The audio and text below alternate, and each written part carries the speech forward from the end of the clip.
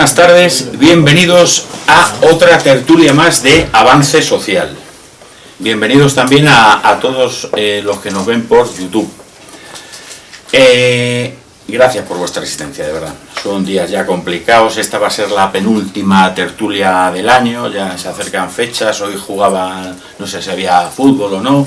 Os damos las gracias porque es complicado asistir a este tipo de actividades.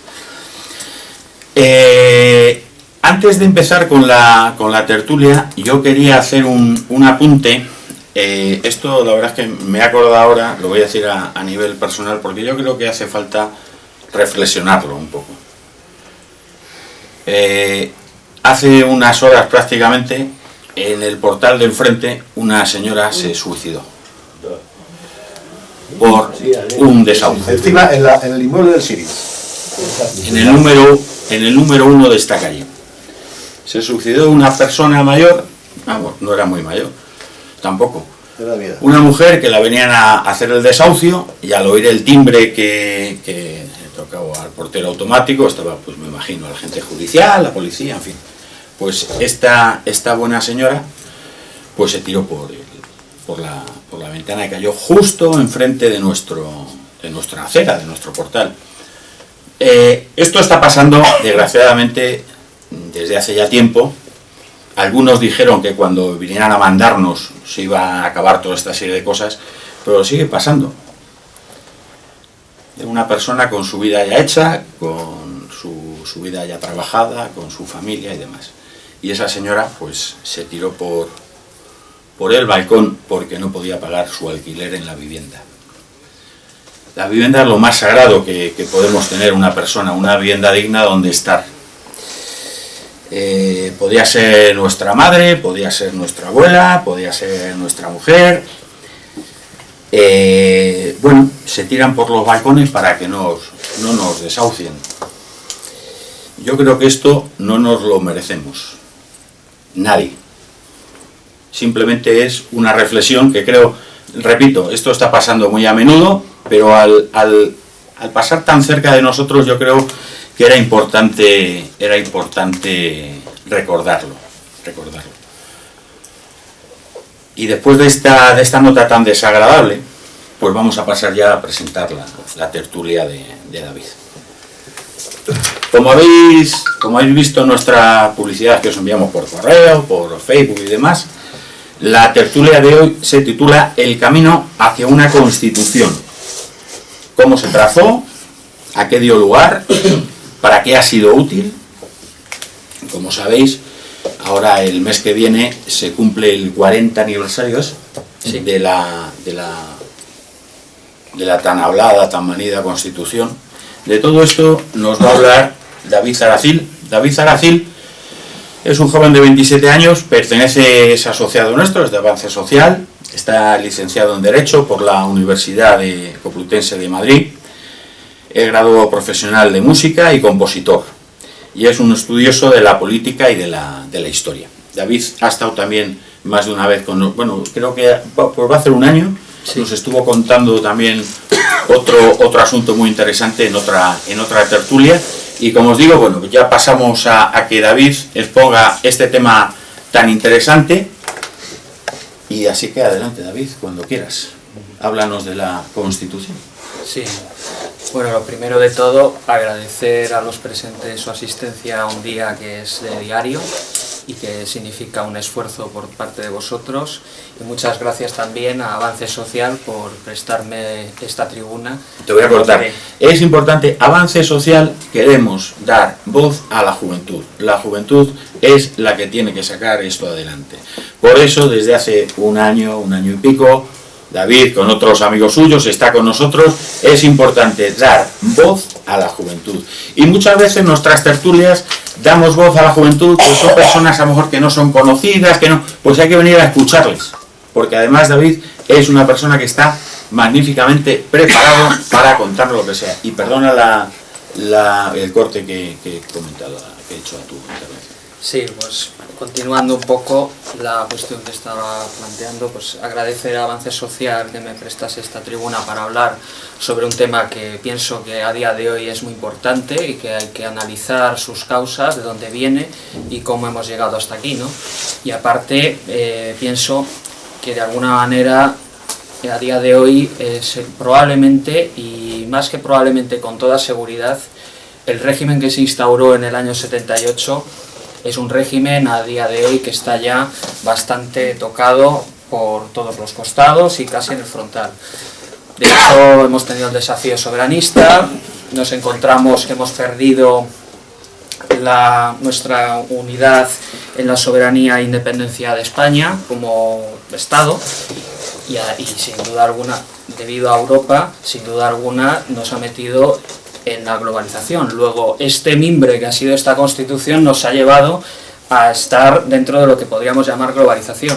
Pero claro, yo lo que quisiera plantear, y es un tema que no está muy tratado ni muy estudiado, es no solamente esa transición que oficialmente se puede decir, pues empezó el 20 de noviembre de 1975 a la muerte del generalísimo Franco, o comenzó con el asesinato el 20 de diciembre del almirante presidente de gobierno Luis Carrero Blanco.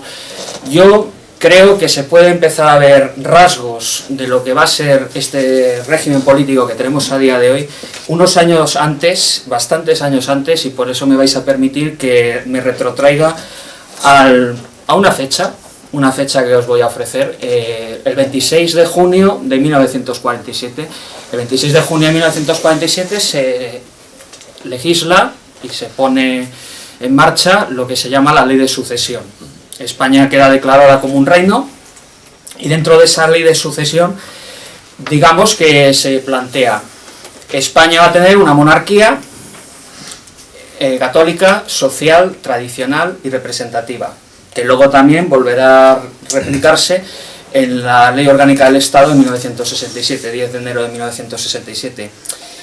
He querido ir a esta fecha porque es una fecha muy importante a mi modo de ver, estudiando el periodo del régimen de Franco y un poco todo lo que ha sido nuestro sistema del régimen del 78, yo llego a la siguiente conclusión, y es que realmente hay que ver una cosa.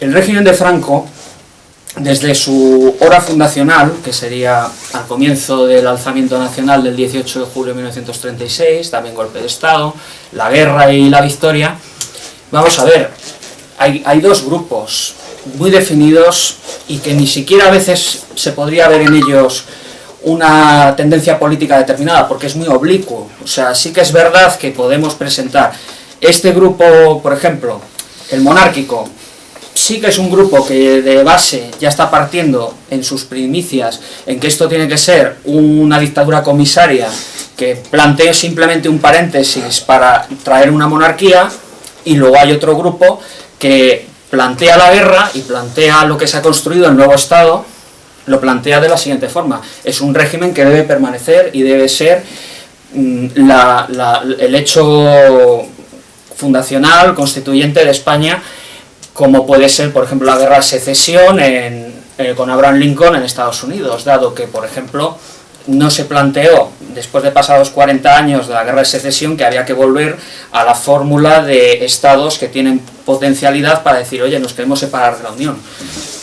Un ejemplo de analogía, ¿no?, de lo que podríamos definir. Entonces, claro, ya vemos desde 1947 que hay dos grupos muy definidos. Hay un grupo que ve que esto tiene que ser un paréntesis en la historia de España, que de hecho para sus intereses se alarga demasiado, pues porque el gallego pues tenía el defecto de llegar a octogenario, el chiste aquel, ¿no?, de que, no, de excelencia, ¿qué quiere de mascota? No, pues no sé, una tortuga, no, es que se mueren muy jóvenes, ¿no?, era el chiste que se hacía, como que viniendo a decir que Franco duraba mucho, y entonces claro, mientras Franco durase, pues ese régimen iba a permanecer. Entonces, claro, en el año 47 ya hay un hecho que se mete de golpe y porrazo en la propia Constitución, o sea, en esa ley fundamental de 1947, que es la siguiente. O sea, se le presenta, Franco le da esta ley a a un ministro falangista que era Arrese, que en aquel entonces no era ministro, y le plantea, mira, esta es la ley que me han planteado los monárquicos de sucesión. Y entonces se observa Arrese, aquí no hay ninguna mención al movimiento nacional, ni a Falange ni a nada. Y entonces rápidamente, en una noche, Arrese mete rápidamente que el rey que va a suceder tiene que jurar unos principios, que tiene que jurar todo lo que ha sido la guerra y que toda lo que vamos a denominar la legitimidad que parte de esa monarquía que va a venir tiene que partir del 18 de julio. Entonces, claro, ahí ya vemos el primer punto de toque. Un segundo punto de toque ya también lo encontraríamos en el año 56, que sería cuando vuelve a ser nombrado este hombre, Arrese, sí, vuelve a ser nombrado ministro secretario general del movimiento en un momento de crisis en España, que ya había problemas sociales, ciertas inquietudes, y entonces se plantea la reinstitucionalización también de lo que vendría a ser el movimiento dentro de las estructuras del Estado.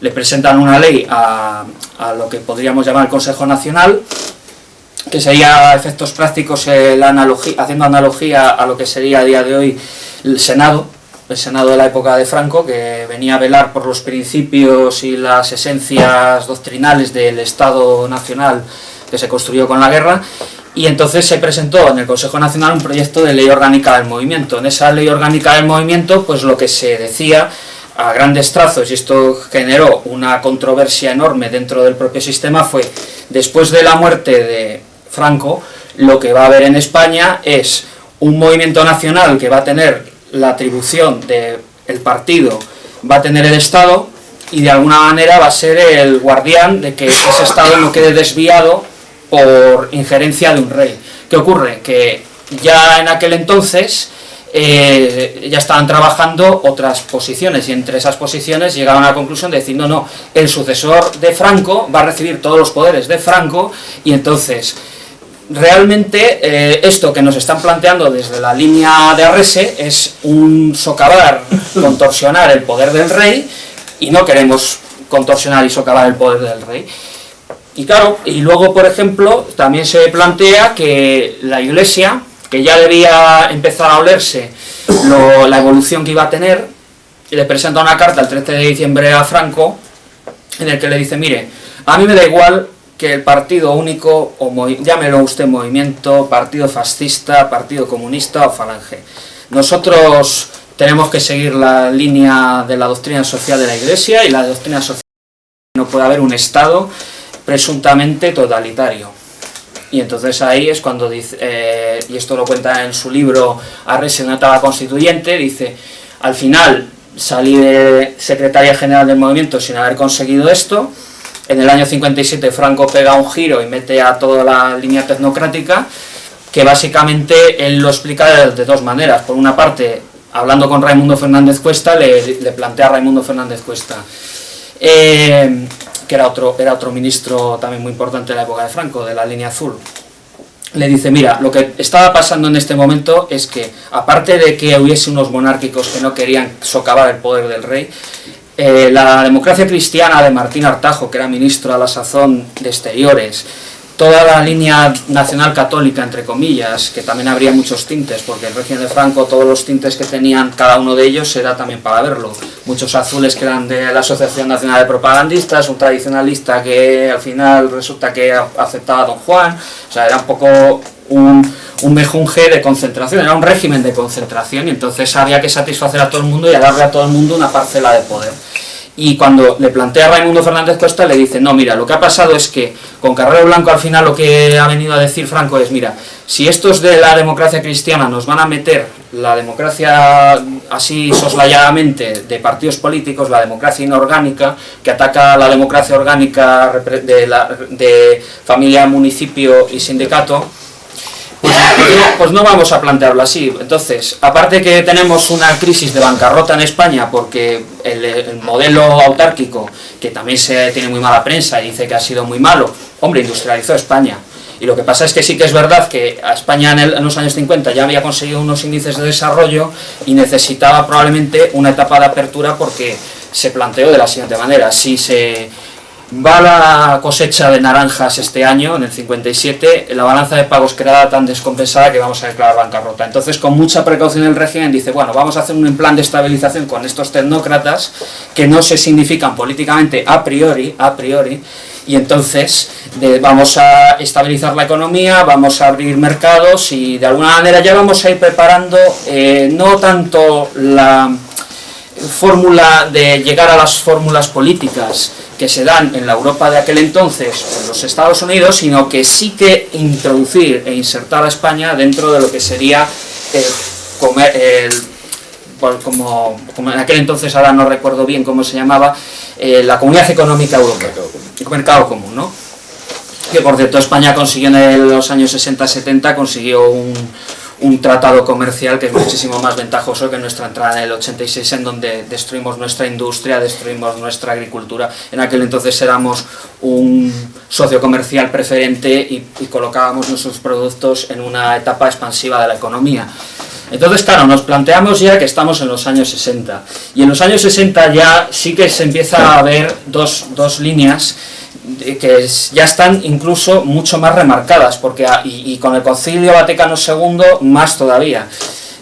Ya en los años 60 ya sí que queda nítidamente claro que hay unas personas que piensan que el régimen tiene que ser la etapa constituyente que deja definitivamente sentado el régimen político en España hasta donde dure, salvo que haya una revolución o una implosión del propio sistema, y los otros, que son los que también sí que tienen muchas parcelas de poder, pero en esa política de contrapesos de Franco pues siempre tenía unos de otros y siempre jugaban a estar con sus parcelas, unos con prensa, otros con los sindicatos, la línea azul, prensa, sindicatos, juventudes, y claro, ya por ejemplo en el año 62 nos encontramos con el contubernio de Múnich, famoso, que en España llegó así, con ese nombre, que era una reunión de lo que podríamos llamar, y esto lo explicó Madariaga en un artículo en el año 57, en Argentina, dijo, es que realmente, vamos a ver, nosotros no podemos derribar el franquismo, nosotros la única forma que tenemos es el inserimiento, el insertarnos en el sistema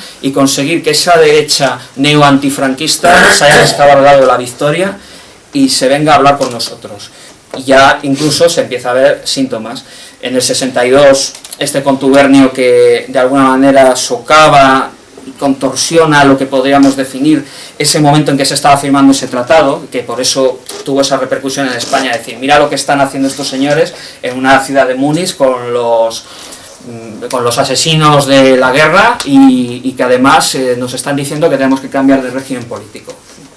Aparte de eso, ya en esa época, se me ha olvidado mencionar que también, de alguna manera sí que de la etapa anterior del año 57, que la ley orgánica del movimiento no salió, sí que salió la ley de los principios fundamentales del movimiento nacional, y esa ley de principios fundamentales del movimiento nacional, que eran 12 principios, lo cierto es que de alguna manera lo que venían a plantear es lo que definían los juristas alemanes como la constitución de la constitución, es decir, un sistema puede tener, como era el régimen de Franco y se definía así, una constitución abierta, en donde las leyes fundamentales pueden cambiar, pero lo que no puede cambiar es la constitución interna, que son los principios. Esos decálogo de principios, que eran las leyes de principios fundamentales del movimiento, sí que salió en el 58, y en el año 67 sale la ley orgánica del Estado, que digamos que es el cierre final de lo que podríamos llamar la etapa constitutiva del régimen de Franco, desde el Fuero del Trabajo hasta la ley orgánica del Estado, con todas las legislaciones entre medias. Y claro, ¿qué pasa? Pues que coincide entre medias otro dato importante también en esos años 60, y es el Concilio Vaticano II. La encíclica que salió del Concilio Vaticano II de Dignitatis Humanae, claro, el régimen de Franco, una cosa que a lo mejor era más plural en el sentido de es más falangista, es más monárquico, es más tradicionalista carlista, es más de renovación española, ¿qué es exactamente? No se podría definir. Hay una cosa que sí que lo definía porque unificaba a todas esas familias que estaban dentro de ese pluralismo limitado del que habló Juan José Lins, de autoritarismo, ¿no? Al diferenciar totalitarismo y autoritarismo, y definía el régimen de Franco como el paradigma de autoritarismo.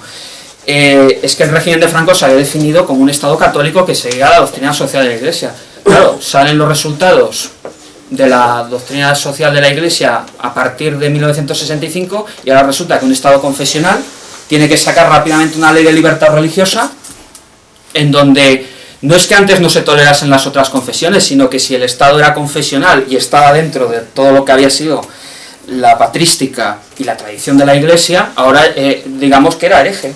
Era un régimen hereje porque tenía la confesionalidad y se suponía que era la religión del Estado, cuando no era tal. La religión del Estado siempre es de un orden protestante, no es de un orden católico. En un orden católico hay un gobernante que se define como católico y se subordina a las directrices morales, no políticas, de la Iglesia.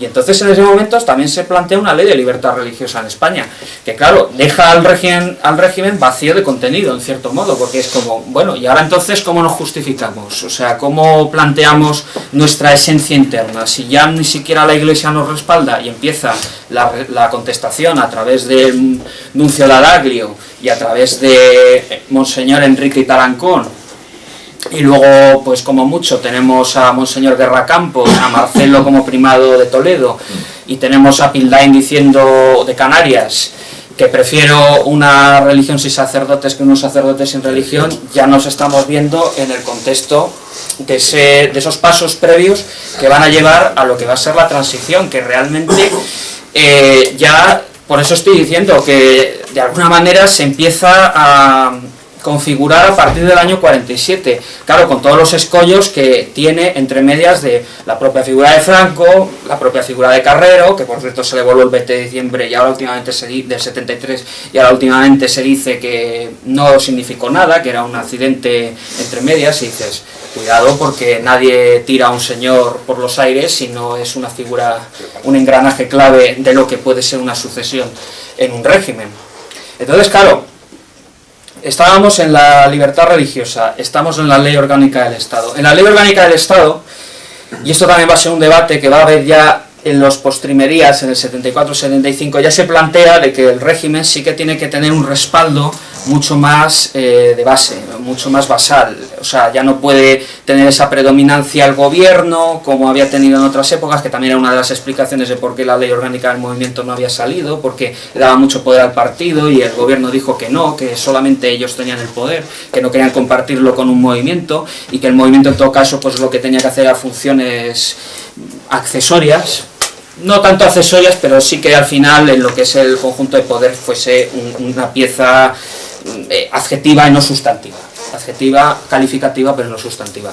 Ya se plantean las asociaciones políticas. Las asociaciones políticas, pues bueno, se planteaba, ¿es posible trocear estas familias que fueron convocadas y reunidas con el decreto de unificación del 19 de abril de 1937 en una organización única llamada Falange Española Tradicionalista de las Cons, y que en 1967 pasó a definirse ya a todas luces como movimiento nacional? Pues se planteó y se dijo, hombre, se puede plantear que dentro de esa constitución de la Constitución, obedeciendo a los principios fundamentales del movimiento, sí que se puede acceder a la posibilidad, del mismo modo que ya ha ocurrido con la familia municipio-sindicato, que ya había elecciones sindicales, municipales y de familia, y había tercios en las cámaras, tanto en el Consejo Nacional como en las Cortes de la época, pues a lo mejor sí que se pueden plantear las asociaciones. Pero ese caballo de batalla que se va a dar en el 74... es un caballo de batalla que ya está claro que hay una serie de personas que están diciendo no, es que si nosotros tenemos la Constitución de la Constitución, que es la ley de principios fundamentales del movimiento, pues vamos a ver, las asociaciones políticas que tienen que haber, pues tienen que ser las asociaciones que juren los principios fundamentales del movimiento nacional.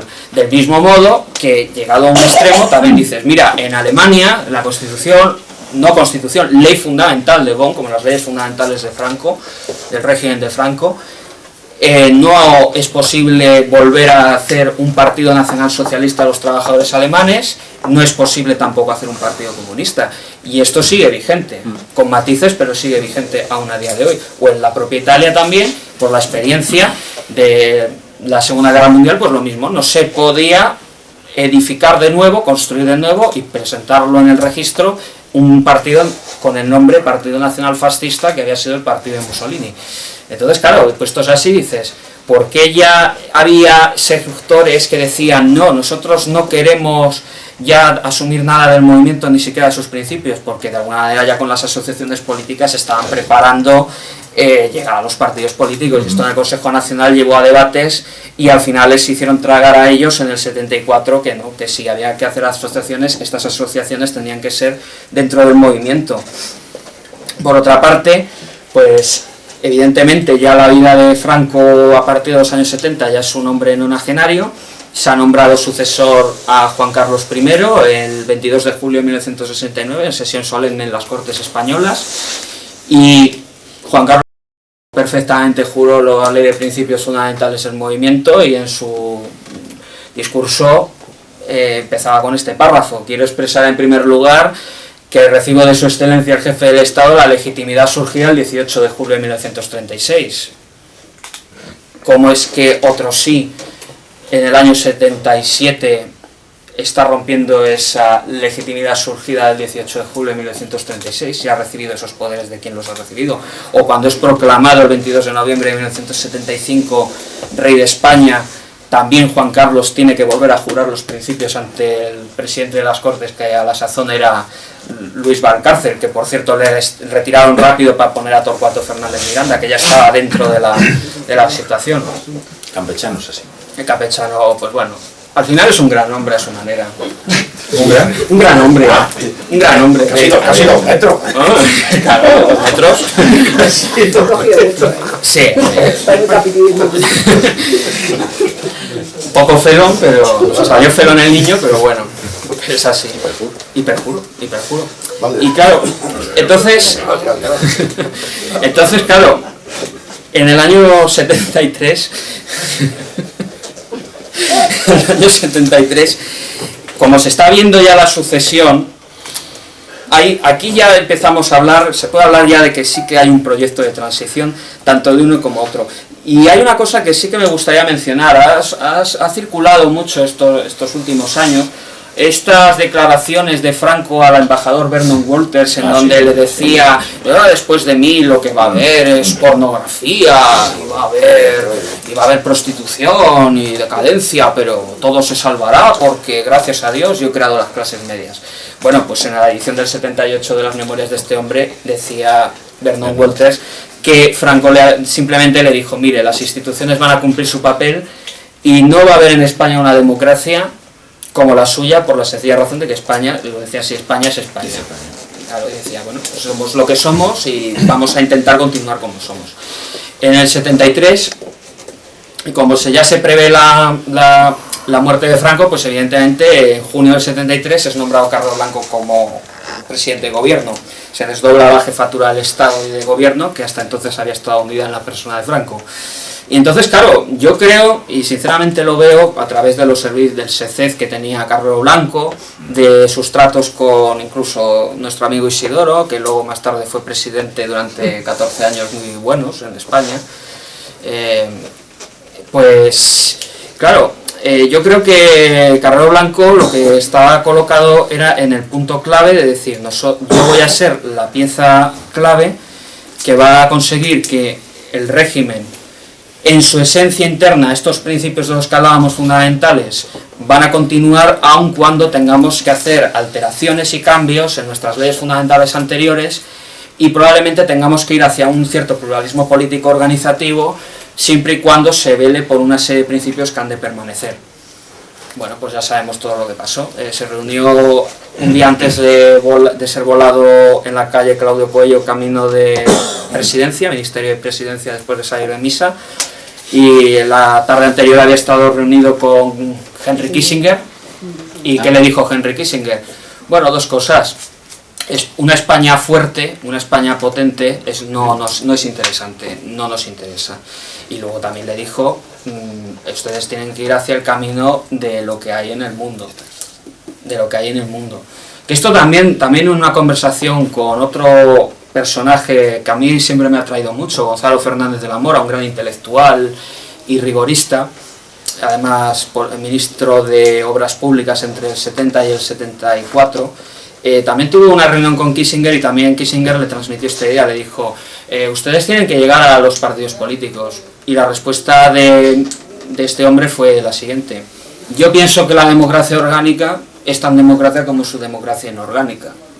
O sea, llegado el caso decimos, bueno, cada país debe encontrar sus fórmulas, tiene sus razones y tiene el peso de la historia, y en este caso el peso de una guerra con tanta sangre vertida por muchas personas, que al final, de alguna manera, ese régimen, con todos sus pros y sus contras, sus luces y sus sombras, había sido un patrimonio de todos los que habían combatido en aquella guerra.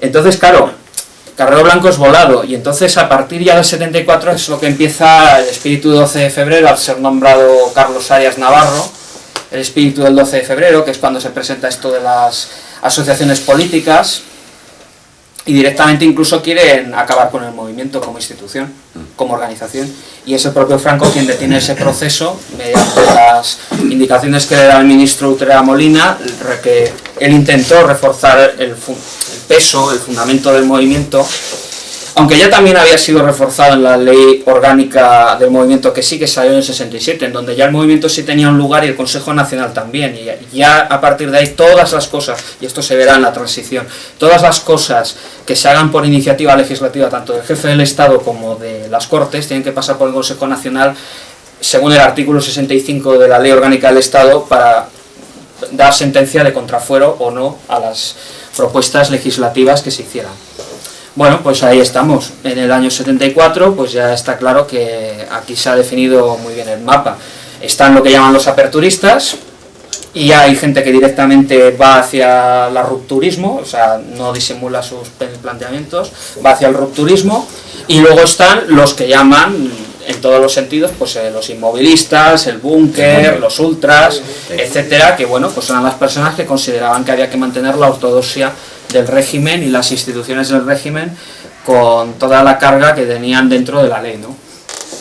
Bueno, pues nos encontramos ya en el año 75, el 20 de noviembre muere Franco, el 22 de noviembre es proclamado rey Juan Carlos I ante las Cortes, y claro, empieza ya lo que de verdad sería el proceso de la transición que nos va a llevar a esta Constitución. Claro, ¿qué es lo que realmente vendría a ser la transición? Bueno, en primer lugar, la transición, si vamos, permitidme el símil, musicalmente hablando, pues por ejemplo, si tú haces una sonata, tú vas a hacer un tema con una figuración y una melodía. Y entonces, a partir de esa melodía, de esa forma A, vas a hacer una forma B que deriva de ella, pero no es exactamente lo mismo y cambia drásticamente. A través de un montón de modulaciones, de cambios rítmicos, figurativos, al final vuelves otra vez a la melodía original como habías empezado la obra. Eso sería una transición. Hacemos cambios, pero seguimos siendo nosotros mismos. Claro, llamar transición a lo que se produjo a partir del 22 de noviembre del 75 es una palabra que a mi juicio es incorrecta. Yo pienso que se dio una ruptura, y aquí habría que hacer una distinción entre dos figuras que podrían ser arquetípicas de dos posiciones. Para mí, a mi juicio, la coherencia en la defensa de lo que había sido el régimen de Franco, en tanto en cuanto había que velar por mantener esas instituciones, podríamos personificarlo y encarnarlo en la figura de Blas Piñar, que destacó, y hablaremos también de la moción de la enmienda a la totalidad que presentó ante la reforma política el 18 de noviembre del 76 en las Cortes. Es la coherencia de decir, nosotros si tenemos este estado de cosas, ¿por qué vamos a cambiarlo por otro? ¿A razón de qué y por qué? Y por el otro lado, en el caso contrario, en el otro bando, la figura más coherente que yo me he encontrado como una persona que no lo ha vivido pero lo ha estudiado sería Antonio García Trevijano. ¿Por qué? Porque Antonio García Trevijano dice, no, lo que hay que hacer en España, dado que hemos tenido un régimen dictatorial, es vamos a ir a una etapa constituyente de verdad y en serio. Una etapa en donde por referéndum, mediante partidos, se hace declarativamente, vamos a acabar con el viejo régimen, y se dice desde el principio, y vamos a preguntar al pueblo español, pueblo de España, monarquía o república. Esa república, si saliese presidencialista o parlamentaria, pueblo de España, centralismo, autonomías, federalismo, lo que fuese. Pero no nos encontramos eso en la transición, llamada transición. Lo que nos encontramos es una clase política, y aquí es donde vendría la pregunta de quiénes la trazaron, por decirlo así. ¿Cómo se trazó? ¿Cómo se trazó? Aquí encontramos una clase política que, vulgarmente hablando, se cambió de chaqueta en una noche. Como aquello que dijo, no recuerdo quién, España se acostó monárquica y se levantó republicana con unas elecciones municipales, ¿no? Aunque la república tuvo una cosa buena, en un sentido. Y es que en septiembre del 31 cogió y dijo, estas elecciones municipales, volvemos a hacer unas elecciones para unas cortes constituyentes que van a redactar una constitución. Esto no ocurrió en España. Esto en el 75, 76, 77 no ocurrió. Aquí lo que ocurrió es que primero, a través de Manuel Fraga y la época de Carlos Arias, se dijo, bueno, vamos a intentar a ver cómo hacemos lo de los partidos, pero no rompemos con los principios. Entonces llega un momento en que probablemente se acercan al rey y claro, porque hay que decirlo claro, el motor de todo esto es el rey, que es el que recibió todos los cargos, todo el poder y toda la autoridad que le venía de Franco. Y dijo, no, es que esto no es lo que yo deseo. César Arias Navarro, que representa un poco como un muro de contención muy sui generis, también hay que decirlo, de Carlos Arias Navarro como presidente. Y nos encontramos ya que en junio del 76 se sacan de la manga y además lo metieron en el Consejo del Reino así sin más. El Consejo del Reino tenía que elegir al presidente y se presentaba una terna. Bueno, el rey alteró ese Consejo del Reino, cogió y dijo, tenéis que meter a Adolfo Suárez, en ese momento ministro secretario general del movimiento, tenéis que meter como sea y además tiene que salir. Sí o sí, porque es lo que yo quiero. Y desde aquella frase que dijo Torcuato Fernández Miranda, que es también probablemente el intelecto, o sea, la voluntad es la del rey. El cerebro es Torcuato de esta operación y claro, también habría que hablar de un gran cerebro que podría estar en los medios internacionales y el brazo ejecutor sería Adolfo Suárez. Y salió finalmente Adolfo Suárez. Claro, Adolfo Suárez presentó, por ejemplo, un discurso que dijo voy a elevar al rango de ley aquello que es normal en la calle. Hombre, normal en la calle es el asesinato también, es el robo, puede ser la prostitución, la droga. ¿Cómo se plantea esto? Elevar a rango de ley tiene que ser algo que tenga unas, como decía José Antonio, unas categorías permanentes de razón y que responda a unas categorías permanentes de razón.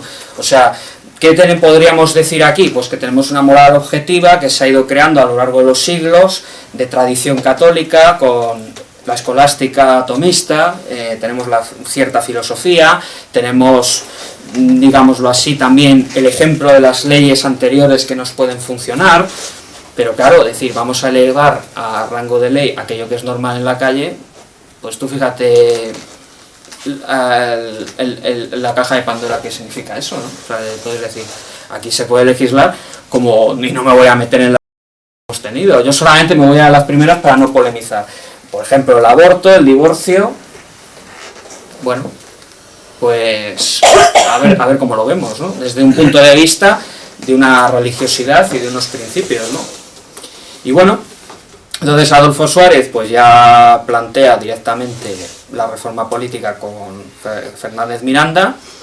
Ahí se da el gran debate en las Cortes, el último pleno de las Cortes, porque ya sería después el Congreso de los Diputados, se da la moción de censura de aquellos que llamaban el búnker. Blas Piñar tuvo que hacer la ponencia, que probablemente es la más brillante que ha habido en todo el Congreso, y lo que él planteó fue lo siguiente: ustedes lo que están diciendo es que por el artículo 10, párrafo segundo de la ley de sucesión, ustedes me están diciendo que todo lo que son las leyes que hemos hecho, como son de constitución pétrea y necesitan un cambio, no vamos a tolerar o no vamos a aguantar este corsé legislativo porque nos impide nuestros deseos de ir hacia, como se llamaría en un sentido más adjetivo y folclórico, el porvenir, la libertad, etc. Entonces, claro, es que el régimen de Franco era una constitución pétrea. Eso lo dijo además Fernando Suárez. Hombre, en el Concilio de Trento llevamos a un Francisco Suárez, pero ya habíamos progresado, ya teníamos dos Suárez en la transición, teníamos a Adolfo y teníamos a Fernando Suárez, o sea que fuimos progresando. Y entonces Blas Piñar lo que les dijo fue lo siguiente: muy bien, pero es que la cuestión es, aparte de que lo que es esencial en este régimen son esos principios fundamentales. Esos principios fundamentales son inderogables y si la única manera de derogarlos sería pues directamente ir a eso, a una etapa constituyente pura y dura y decir hemos roto con todo esto y ahora edificamos sobre esto. Pero aquí no se hizo eso. ¿Por qué, por ejemplo, esto sería un dato? El 6 de diciembre de 1978, solemnemente, el rey sancionó la Constitución. Pero si hubiera habido una etapa constituyente, lo que hubiera hecho es lo que hizo Amadeo de Saboya en 1869. Hubiera jurado la Constitución. Sancionó una Constitución con los poderes teóricos de Franco, pero ya en el 78 seguía siendo el rey de Franco.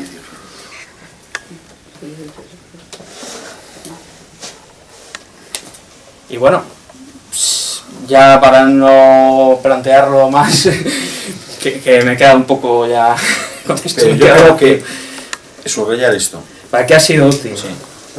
Bueno, ¿para qué ha sido útil? Pues la Constitución... Hombre, yo podría verlo desde un punto exotérico. Exotéricamente hablando... ¿X o con ese? X. Empezamos con la X, luego vamos a la X. Luego vamos a la esotérico. Luego vamos a la X. A la S.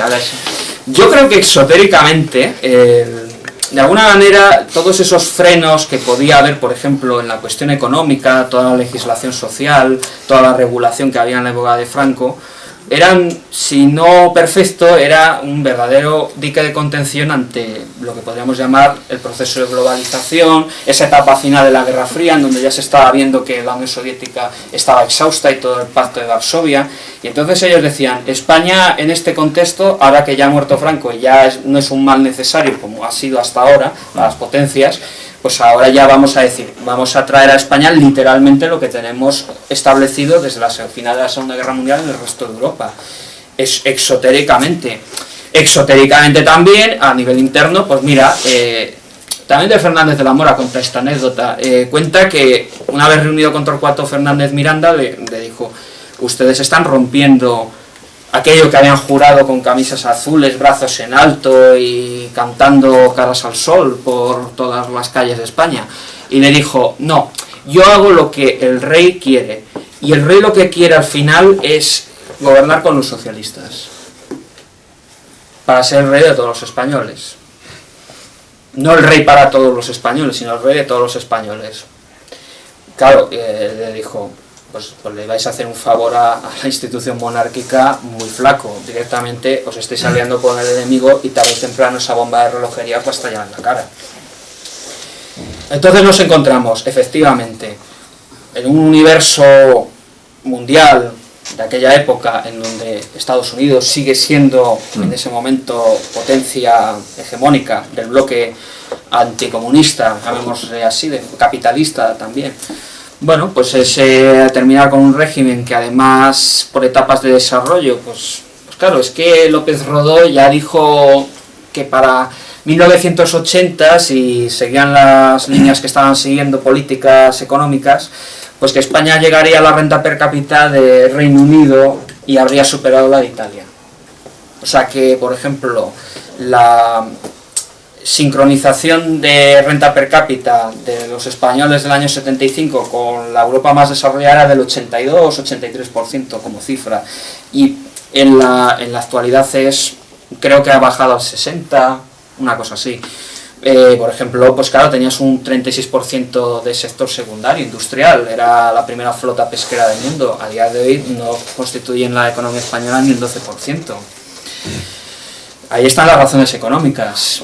Una clase política que en España considera que es más cómodo estar dentro de esos cauces y no tener que estar con cuestiones de principios discutiendo y zarandeándose con los de afuera de soy esto pero no lo soy, pero sí, pero entonces ahora tengo que defender ideales. No los voy a defender porque nunca los he tenido, yo he vivido de los ideales, no para los ideales.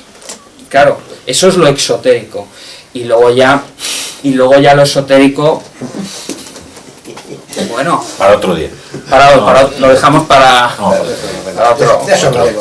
Cuando se nos funda otro día, que esté todo el clima más Sí. Pues David, muchas gracias por tu magnífica interpretación, como siempre, de esta tertulia. Y ahora, casi todos los que estamos en Gente Nueva, vamos levantando la mano. Yo voy dando la palabra por orden.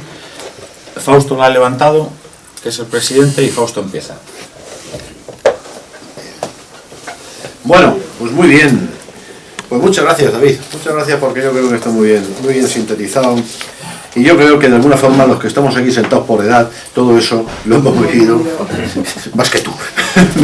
me temo. Y es cierto. Mira, yo creo que aquí todo se resuelve, todo se reduce, por decirlo de alguna forma, a una cuestión. Es decir, en un momento terminado, después de aguantar una guerra, una posguerra con la enemiga generalizada del mundo, pues hombre, de Franco me imagino que algún americano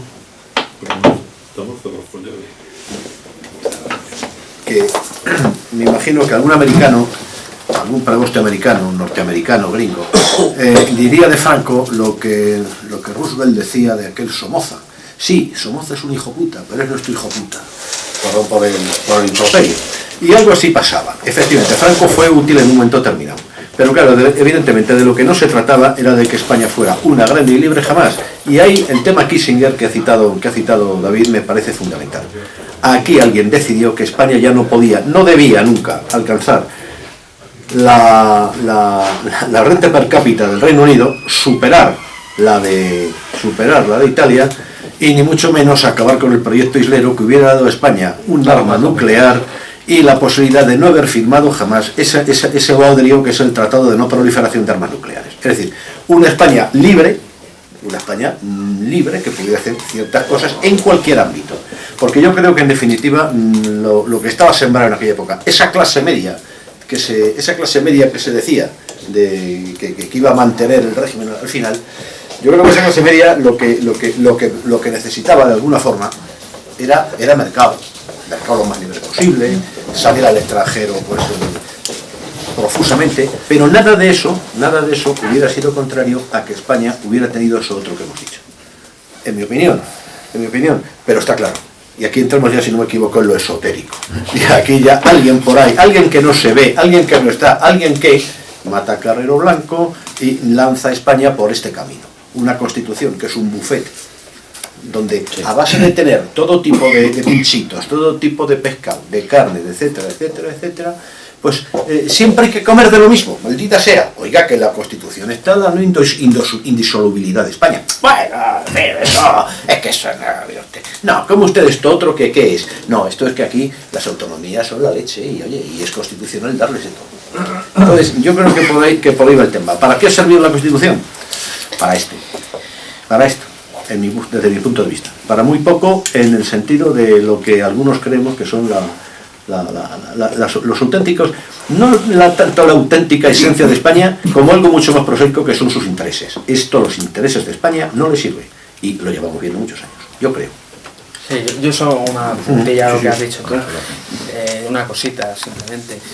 Por ejemplo, el tema de Carrero Blanco, su hija dijo en una ocasión que de Franco para abajo todos sabían que iba a pasar lo de Carrero, y de hecho no se declaró el estado de excepción. No se declaró el estado de excepción, y el comando que estaba justamente en Madrid, que hizo lo de la bomba, pudo salir de España perfectamente, porque no se hizo ni siquiera un estado de excepción. Fíjate, y hasta qué punto llegó la conspiración. Fíjate hasta qué punto llegó que el día que mataron a Carrero Blanco, me tallaron a mí para ir a la mili. Hasta ese punto llegó la cosa. Pero bueno, en fin, una cosa jocosa. José María. Se ha dicho siempre, se ha estado diciendo, que el tema de Adolfo Suárez fue una anécdota, porque lo pactado era que Torcuato Fernández Miranda fuera presidente del gobierno y bueno, pues el hombre de paja, el intermedio, era el señor Suárez. ¿Eso es cierto o no es cierto? Hombre, yo hasta donde he leído, hasta donde he llegado, es a que Torcuato sí que, claro, tenía... Es que Torcuato también esto lo dice, no sé si habréis leído, yo seguro que sí, el libro de Utrera Molina, de Sin cambiar de bandera, cuando habla de Torcuato Fernández Miranda, dice, hombre, es que este hombre en el 72, dice, nosotros continuamos en la vigencia de la democracia orgánica, no creemos en la democracia inorgánica, había sido secretario general del movimiento hasta ese momento, y según este hombre, Utrera, pues decía, a ver si es que por no haber sido nombrado a la muerte de Carrero Blanco presidente de gobierno, que se veía que era como una ambición que tenía, porque no tenía lo que podríamos llamar los avales de las familias del régimen, porque era una persona muy independiente, que iba un poco por libre, pues claro, entonces dijeron, no, tú te vas de embajador. Y entonces hay gente, Utrera, hombre, yo creo que había más, pero Utrera dice, a ver si es que este se coge un pique que dice, ahora os vais a chinchar todos, que cuando muera Franco voy a ser arquitecto de la transición, ¿no? Y luego también recuerdo yo que, por ejemplo, Juan Carlos sí que le dijo en junio del 70, cuando cesó a Arias Navarro, ¿no? Le dijo, yo creo que podría ser el presidente de gobierno, y que debió decirle este hombre, Torcuato Fernández Miranda, el animal político que llevo yo dentro me pide ser presidente, pero creo que le voy a hacer mejor papel como presidente de las Cortes, que es el que mueve si una iniciativa legislativa, si un contrafuero, si una moción se mueve o no se mueve. Es una... Ahí no sé, tendríamos que hacer una ouija y preguntarle a Torcuato, o sea... No lo sé. ¿Alguna pregunta más? Belén, te veo muy callada. No, que estoy absolutamente de acuerdo con todo lo que ha dicho, no puedo decir nada. Bueno, Yo, José Ramón. todo esto de las constituciones y de las leyes así tan que pesan tanto sobre los pueblos, es lo que lo dice, todas las leyes lo hago yo con los reglamentos, ¿no? Porque Sí. claro, todo esto de las constituciones, ¿cuántas constituciones hemos tenido en España en el siglo XIX? Torno a 8. 8. Que vende, bueno, las venden juntas, debe ser horroroso poderse Vaya. dedicar a ese engendro, a ese conjunto de tantos circuitos. Probablemente en las constituciones del siglo XIX y las que pudo haber en España en el siglo XX, pues bueno, pues había cosas aprovechables y tal y cual. El problema no era la Constitución, o sea, en España nunca ha sido los problemas las constituciones. El problema que tenemos en España hemos sido nosotros, o sea, el pueblo español, con nuestras diferencias, con nuestras divergencias, con nuestras situaciones, con nuestros aprovechamientos por parte de unas minorías que quieren pescar el río revuelto. En un pueblo tan desorganizadamente social como este, porque yo lo que creo que aquí todo el mundo va por tal, la cuestión del reglamento es muy importante, ¿no? Porque ya lo estamos viendo, o sea, te dicen, hombre, es que sin contar con el Parlamento es muy difícil gobernar un país. Vamos, sí. No, mira, Y ya lo con 84 diputados Claro. hay un señor Entonces dicen, presidente ¿para con qué una sirve moción? el régimen parlamentario? Dicen, el régimen parlamentario al final no sirve para mucho, porque una minoría bien establecida por el Poder Judicial del Estado y con la prensa y con todo lo que significa esto, puede gobernar en Madrid hasta que se cansen, puede gobernar en España hasta Sí. que se les de las manos. Con lo cual, esto de las constituciones, el haber jurado el rey, el haber hecho en el año 75 el cambio que tal de haber elegido, valía lo mismo. Se podía haber elegido una república o se podía haber elegido una monarquía. Yo creo que ahora, en este momento, estaríamos poco más o menos igual. Todo tiene un recorrido que dura pues un tiempo determinado. Sí, porque y al además final ese se nivel... deteriora. Sí, además es que... Y verdaderamente esto llega un momento en el devenir político de España, que esto se ve que no tiene más cuerda, o sea, es que no tiene más proyección, no puede tener más proyección. Es imposible que esto tenga más proyección. Esto sí, vamos, ¿y tú cómo ves toda esa cuestión Pues hombre, yo creo que al final, como tú, si es que vamos al principio de lo que has dicho, algo yo, o sea, que se le atribuye a Romanones, que fue un prohombre de la restauración de Cánovas, ¿no? Bueno, pues sí, ustedes hagan la legislación, hagan las leyes, yo hago los reglamentos. Hombre, evidentemente, claro, un orden político al fin y al cabo, si vamos a lo que por ejemplo decía este hombre también, que lo he mencionado ya más de una vez, además yo lo admiro mucho, Fernández de la Mora. Fernández de la Mora decía, mire, al final todo esto de si es una monarquía, si es una república, si es un fascismo, un comunismo, al final todos los regímenes, como el mínimo común denominador que son la oligarquía. La oligarquía es la forma trascendental de gobierno, decía él, porque al fin y al cabo sí, a mí mañana me coronan rey, pero claro, al final tengo que gobernar con un equipo, y ese equipo de 200 personas, a lo mejor no les estoy todo el día metiendo cizaña, decir, haz esto, no hagas esto, sino que ellos al final también tienen autonomía y representan intereses y lobbies que han llegado a esa oligarquía política para decirles, no, haz esto porque tienes que hacerlo así, busca esta dirección porque las tendencias tienen que ir por esa dirección para nuestros intereses. Entonces, claro, efectivamente, si al final lo que podríamos decir, la fatalidad, el fatum que había en los años 70 era que íbamos a la globalización, pues sí, probablemente a lo mejor si aquí hubiéramos tenido a gente muy íntegra, como Teresa Molina, Blas Piñar ahí de presidentes y de ministros, no sé, a lo mejor nos hubieran bombardeado. O sea, directamente, en un determinado momento, se hubieran inventado un casus belli y hubieran entrado en España. Porque dicen, ya está, o sea, hasta una época está bien, pues sobre todo por esta lucha anticomunista. Vamos a aguantaros vuestras camisas azules, vuestros brazos en alto, vuestro catolicismo que no pinta nada, porque nosotros tenemos otras orientaciones que vienen de la Ilustración, son contradictorias, claro, una visión de la ilustrada de la política y tal, no es exactamente igual que la, vamos a denominar así, la de la doctrina social de la Iglesia, entre comillas, y esto hasta el concilio, fíjate, hasta la Iglesia en el concilio coge y dice, soy liberal, realmente. Eso es el concilio, en definitiva. Eso es el concilio. Ya tenía rasgos, pues por ejemplo, el Rallimón de 1926, cuando se reconcilia con la República Francesa, la Iglesia, y deja tirado pues a todo lo que llaman las fuerzas de derecha nacional, los cristeros. Cristeros fueron los obispos los que dijeron, no, ahora ya habéis vencido, pero retirad las armas. Bueno, pues llegó el gobierno de Lázaro Cárdenas y se los zumbó a todos, directamente. O sea, es que al final ahí te das cuenta de que muchas veces el trabajar soterradamente para tus intereses es mucho más rentable a largo plazo que decir, no, nosotros somos frontales, auténticos y vamos por la vida diciendo esto es así, esto es así, esto es así. Y claro, y es lo que estábamos hablando, que sí, que al final, si realmente los poderes reales en el mundo son unos poderes que quieren un régimen político determinado, es el que tenemos a día de hoy, pues los modelos de partidos, de democracias liberales y ya está. Y es que no hay otro, ¿no? No hay otras alternativas, no hay otras salidas.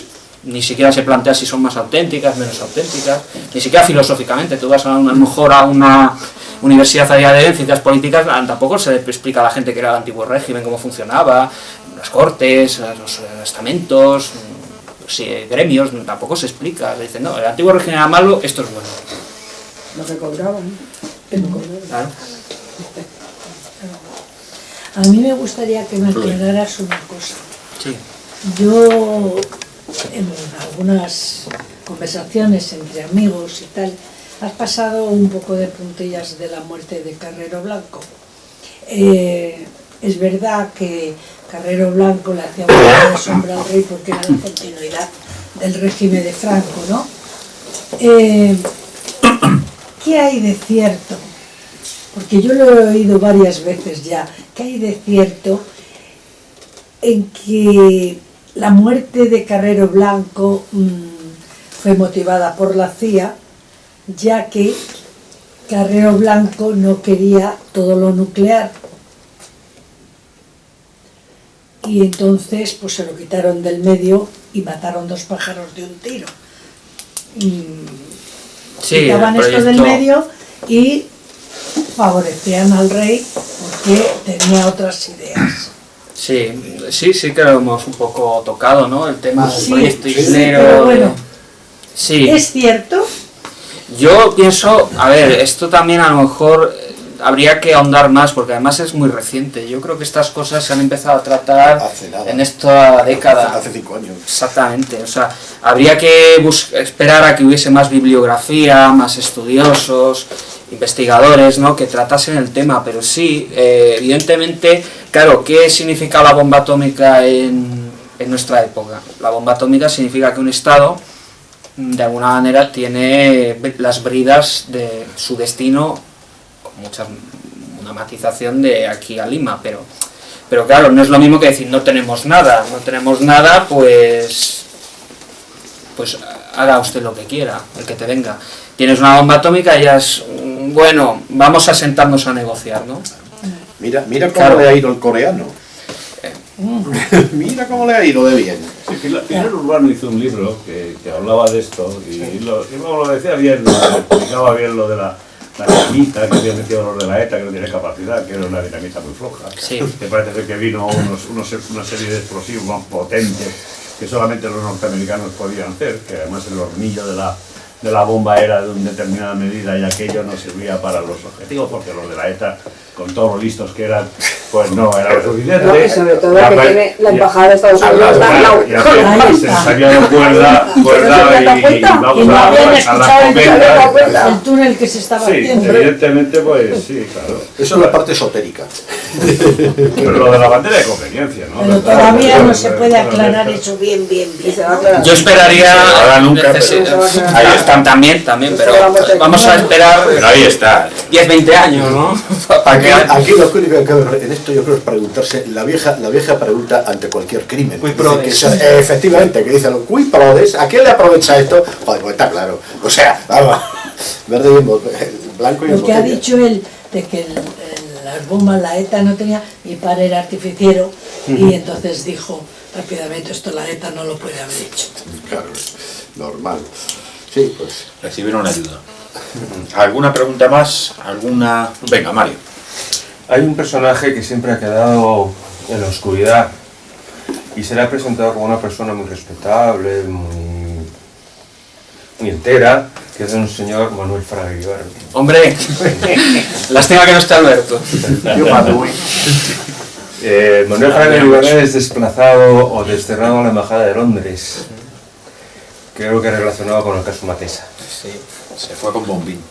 El caso es que desde la propia Embajada de Londres se publican las dos publicaciones, las dos plataformas que existían de contra el régimen de Franco. De hecho, que luego eso explica la presentación en el siglo XXI del señor Santiago Carrillo, Sí. la prestación de un coche oficial para sus desplazamientos internos, directamente de la mano del señor Manuel Fraga Iribarne, que ha pasado a la oscuridad, se ha dado la prioridad o prioridad como artífice del señor Suárez, pero Fraga siempre ha quedado ahí en la contratienda, ¿no? Ahí en la oscuridad sin que destaque. ¿Cuál es la realidad de ese señor Fraga conspiratorio?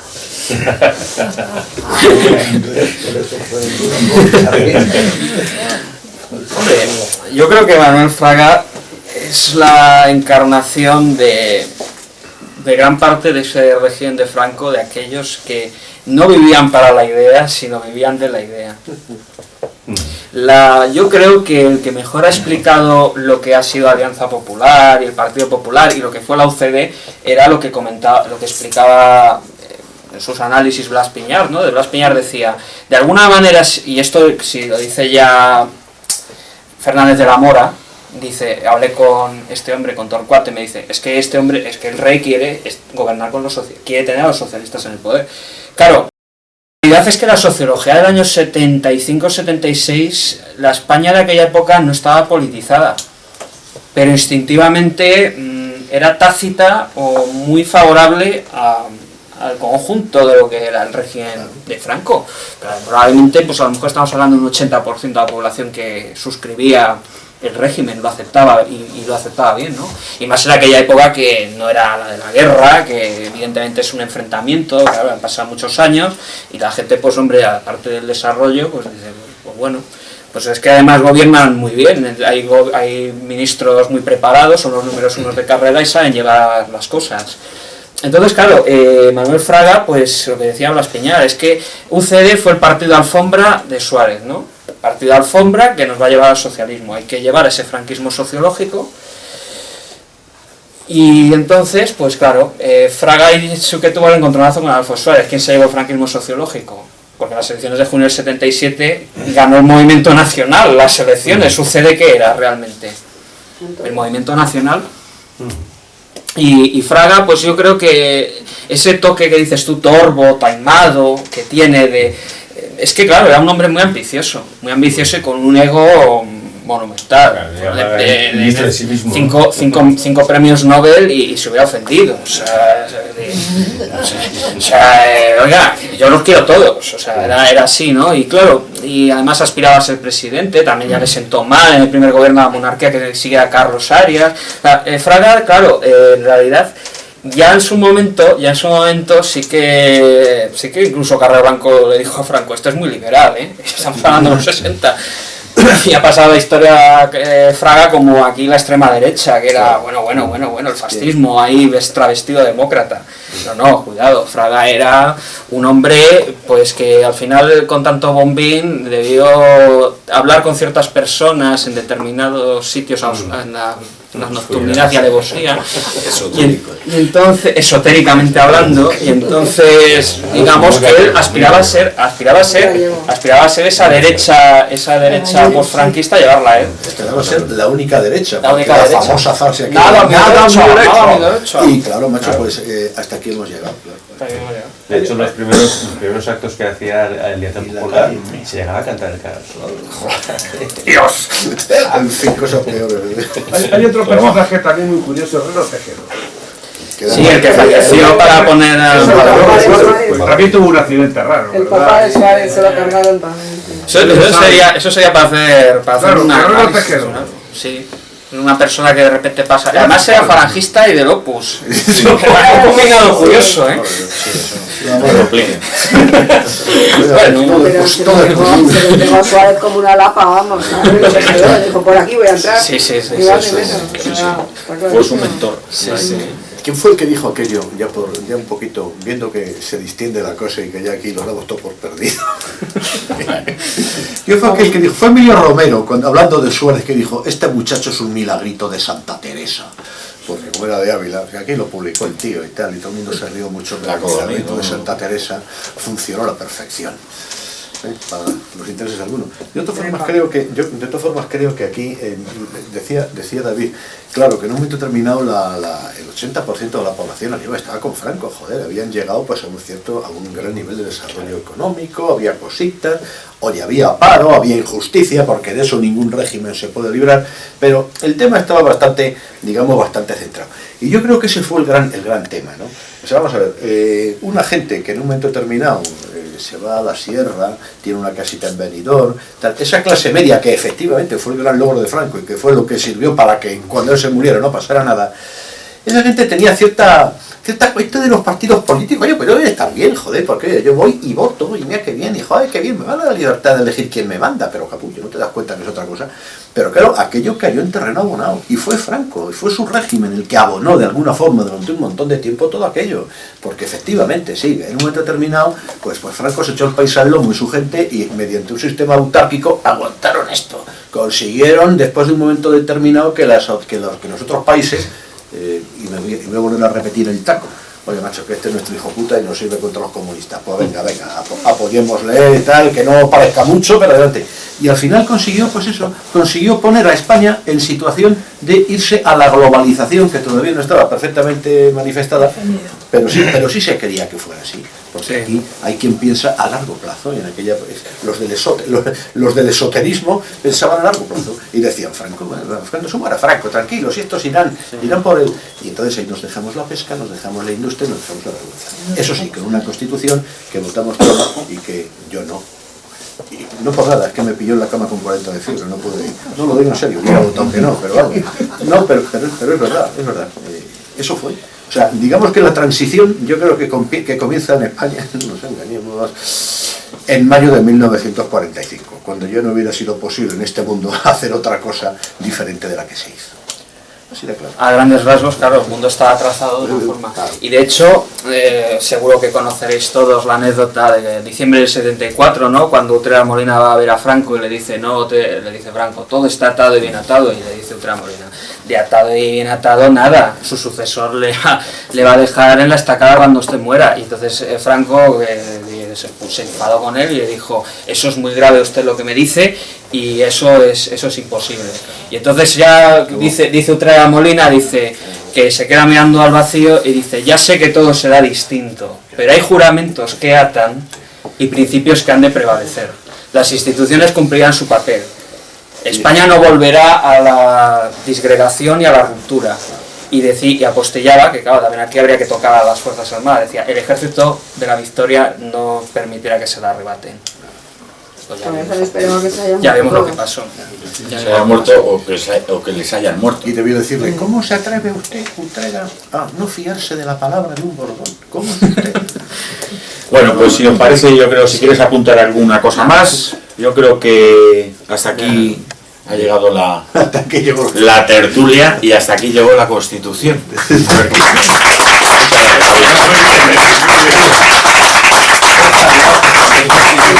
Muchas gracias. Y a vosotros os citamos. La próxima tertulia será para mediados más o menos del mes que viene, después del puente de la Virgen y de la Constitución.